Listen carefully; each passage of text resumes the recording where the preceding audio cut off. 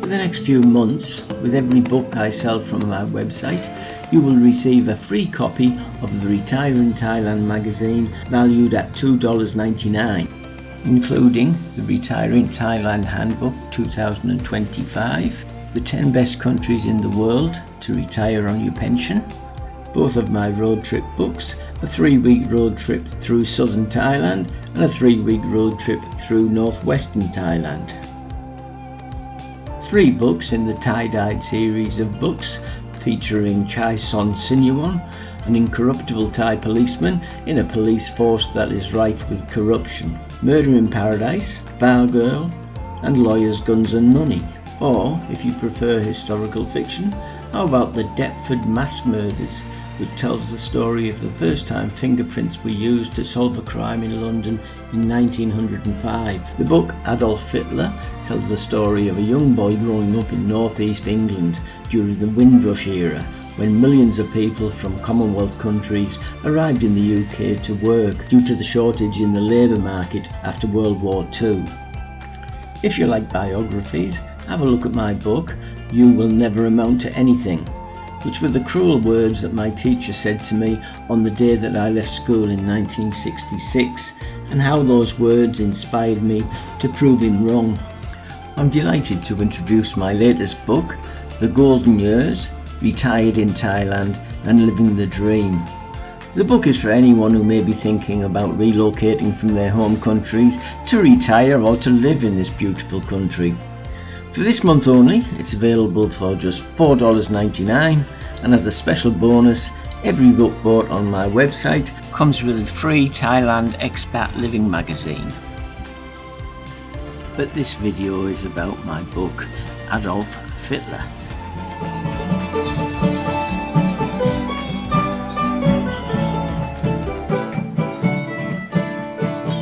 Down the way where the nights are gay and the sun shines daily on the mountain tops, I took a trip on a sailing ship, and when I reached Jamaica I made a stop. But I'm sad to say I'm on my way.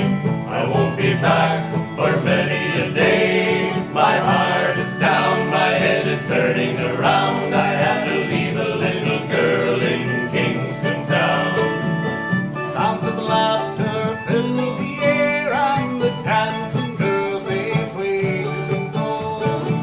I must declare my heart is there, though I have been from Maine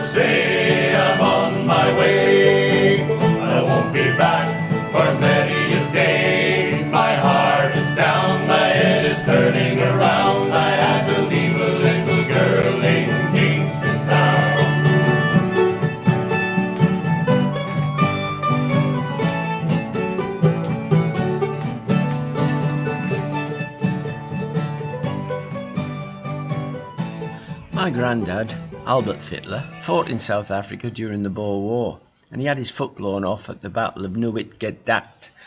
By the time he was repatriated back to England, he hated all black people with a vengeance, a deep hatred that he then passed on to his only child. In 1933, Adolf Hitler was appointed Chancellor of Germany, and within a few months, Hitler's Nazi government had assumed dictatorial powers. Once in power, the Nazi Party started to take control of every aspect of German life, and all other political parties were banned. My dad was 16 years old in 1933, and his dad had passed away the year before. So my dad was now officially the head racist of the family.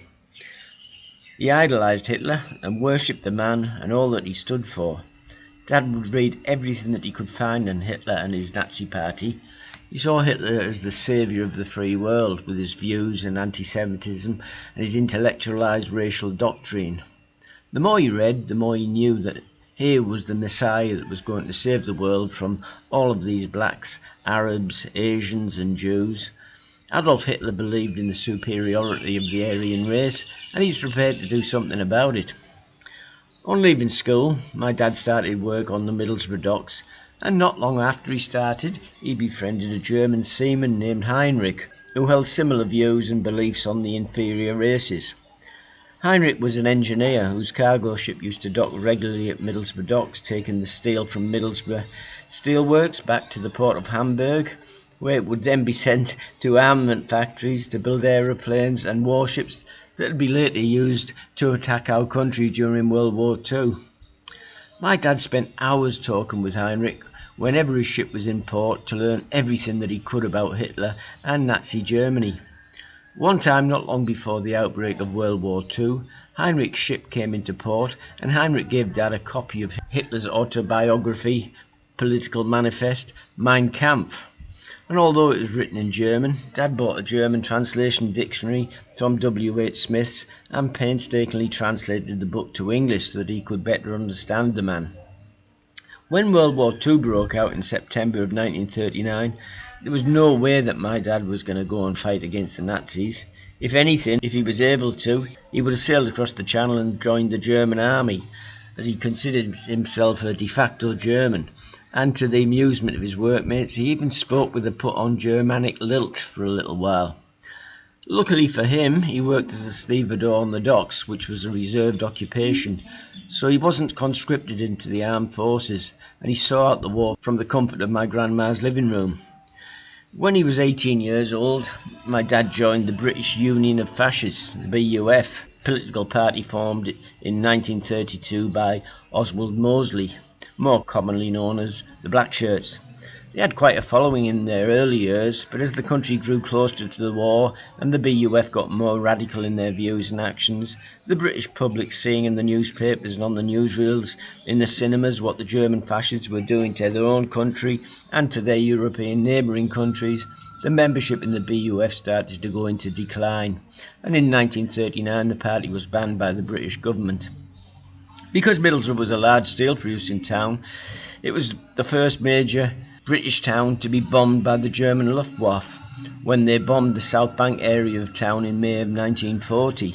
This did little to endear the Nazis to the people of Middlesbrough, so my dad, not wanting to bring attention to himself, hung up his black shirt and quit the BUF, and for the remainder of World War II he kept his fascist views to himself and he tried to keep a low profile.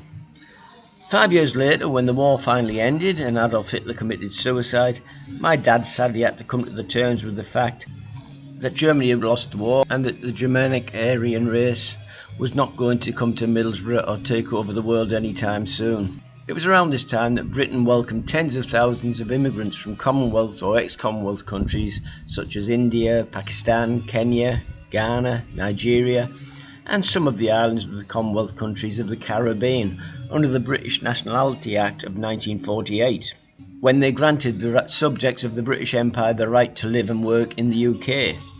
They were brought to the UK to help fill the gap in the labour market after the war for both skilled and unskilled jobs, including public service such as the newly created National Health Service. Many of the new immigrants got jobs on buses, in hospitals, in factories, on building sites, rebuilding the towns that the Luftwaffe had bombed throughout the war. This infuriated my dad, as he saw Indian, Pakistani, African and Caribbean immigrants arriving in the town to take up jobs that should have been for British people.